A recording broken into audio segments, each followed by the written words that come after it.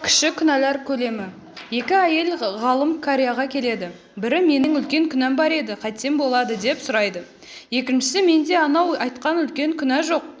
Бірақ кейде ұсақ күнәлар жасап қоям дейді. Қария үлкен күнә жасағанға сен бір үлкен тас әкел дейді. Екіншісіне ал сен осы үлкен тастардың салмағындай көлемде майда тастардан теріп кел дейді.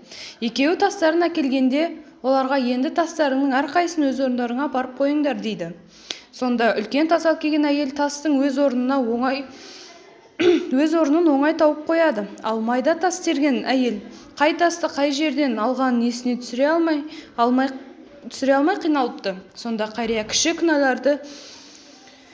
күнәлар үшін адам тәубе ете бермейді де, олар жинала келе үлкен күнәға барабар болады. Ал тәубе етсе үлкен күнәда кішіріліп, адам тазарады депті. Ал күнәні рахаттанып еске алу сол күнәні қайта жасағаннан да ауыр дейді. Тақуалық әдеттен таса қылып, шалқиды көңіліміз аса қырық. Күстенгені соншалық жүрегіміз, күнәмізге күлеміз жасап алып. Бұл да айтыла бермейтін ақиқат. Алла кешірсін бәрімізді.